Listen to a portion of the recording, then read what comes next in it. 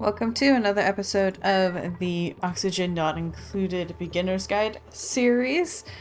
And Lyra is quite pleased with themselves. They're sparkle streaking, so they're running around very fast, leaving sparkles behind them.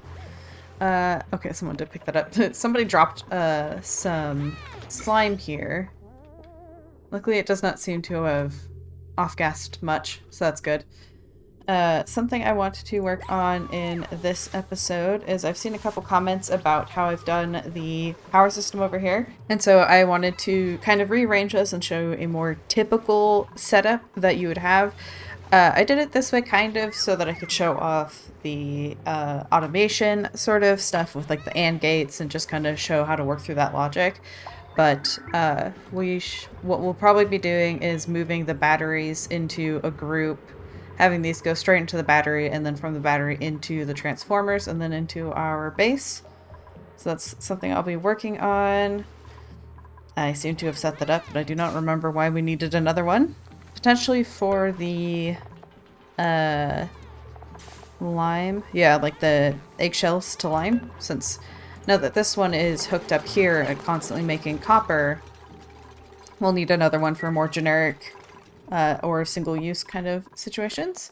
Other things that are going on in the background, we still aren't doing this. This guy is at 80%, and it says it goes up 5% a cycle, so we've got a couple more cycles, and then that should hatch.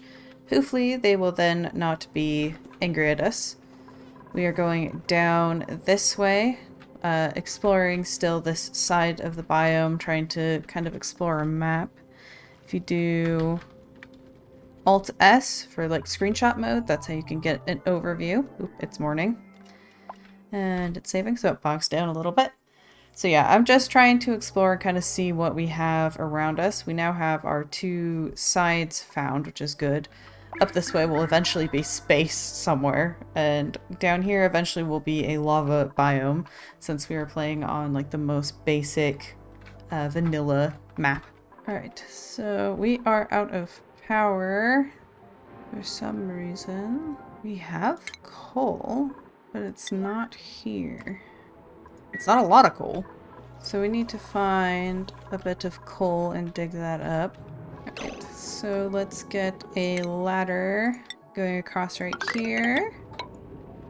That will dig out some coal. We'll just dig out right here, like so. That is all coal. And then we'll need a ladder down into the area. Like so. Let's try disabling this for a minute and see if they can't leave because of the lack of power. Is coal going into this? Ooh, don't want that. They're very upset because they're going through this chlorine and it is hurting their eyes. I do apologize, guys, but we needed to get you some power going. We have some printables. Let's go with barbecue for the moment. Alright, so we have our heavy watts here. We will be connecting up with these batteries. I'll have another battery here because we won't be needing these and or OR gates later, so it won't let me place for now, but I want to get these built before we take these guys down. Look at Nesbit go. She's quite the builder. How is our little egg doing? Oh, we don't want that swept.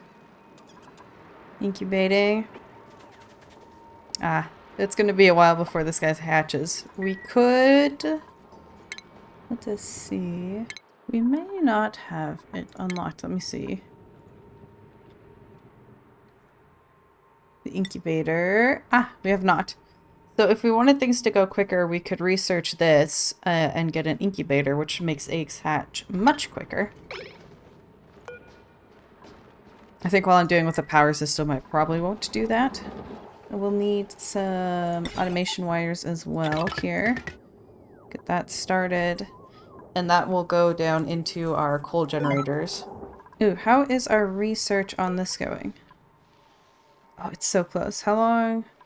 Hopefully it stays dormant a little bit longer. I also want these things picked up a little quick so that we can close off that building.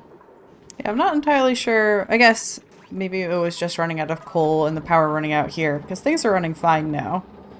But yeah, that was not ideal. Oh, we've made... Oh, there's a big chunk of coal down this way. So we've made some pretty good progress. I don't think I want to take this water with us the whole way. So I may try to, like, dump it off over here or something. Ah, this guy is now analyzed, so let us build that. Let's up that priority. Though I guess we can now see next active is in 23 cycles, so it's actually not a huge priority. So this needs electrical engineering. Does no one have that? Here. Yes, Bubbles has it. But it was saying if we look here, one more. Errands, let's check where Bubbles is. Not allowed by the schedule. Ah! It's not getting built because the one person who can build it is asleep. Got it. It's like everything else is built. Why isn't this wire being done? Is there someone else we could level up to also be able to do that? We could potentially have our researcher. I'm looking down like the science here to see who has the least amount of required morale. Someday Bubbles will get one more skill point. It's all I need. I may give it to Marie. And then if we need, we can skill scrub, I believe, and then have our skills a little more concentrated. Oh my god, look at all of our fish. It looks like maybe we're going to be having a bunch of fish available soon. Because they only lay their eggs, I think, once they're getting kind of close to their max age. Wait, Bubbles just got a skill point. Is that who we needed to get a skill point? Oh my god. Yay, Bubbles! Now she'll be able to build this. Which will mean duplicants won't have to come here to pick up coal to put into these. This, anytime that these need coal, it'll just pick them up out of these boxes and stick it in for us. We have a new printable. Let's see. Ooh, another pipsqueak. Can't hurt to have another little pipsqueak. Let's... yeah, wrangle this guy up. Interesting. I may need to change Bubbles' priorities. Let's see what we can do here. She's really preferring to do this, the rock crusher. So I would assume that the things that I need her working are under building, so I'd rather her build stuff that she can only build, and then do the operating. Yay, we're gonna have our first auto sweeper! Alright, let's look into the automation that we have going on here. So what we're gonna need is... oops. What we're gonna need is for this to go straight over, down, and then onto these guys, and then we'll be removing this, and taking down all of that for now. And all of this. Okay, so we now have it redone. So if the batteries are below what they need to be, they'll kick these guys on. So we have the same settings of 50, 95. And then when these guys, their fuel gets under 50, this guy should be loading them. So now we can put the coal generators to 1. So that it'll give it priority to the sweeper, because I don't think the sweeper will do its job if a duplicant is already queued to do that job. And then for the power situation, we've built heavy watts as before. So this is all pretty much exactly the same, except now we have the batteries on it. And then we can build another one here. So here we have it automatically loading that generator. So it grabbed from here and put it there without our duplicants having to do it, so it's just one less job for them. And I just connected it to the power using the heavy watt, just pulling straight from the battery right there. Since we're not dealing with any volcanoes at the moment, I'm gonna put our research back on. Ah, okay, so the egg over here has hatched, so we can finish the ladder up. Let's check how our water situation is going. Not well. Alright, let's try digging like so. All our babies are hatching. Which is also another source of eggshell, which is very nice. We have another ice biome here. Let's go with this. So we've got another ice biome up here, and we have one there. Let's try putting on our temperature overlay, and then going into this, because it can be quite helpful. It can help you pick out volcanoes, because the coloring can often be a bit different around them. I'm a little sad to see that there's no cooler kind of geysers in here, but maybe in one of the other cold biomes. One can hope. Ooh, actually. Looks like there's another one right here as well. I have them digging down right here, and I've got the acute up there, and then they're digging up this side and going down this side.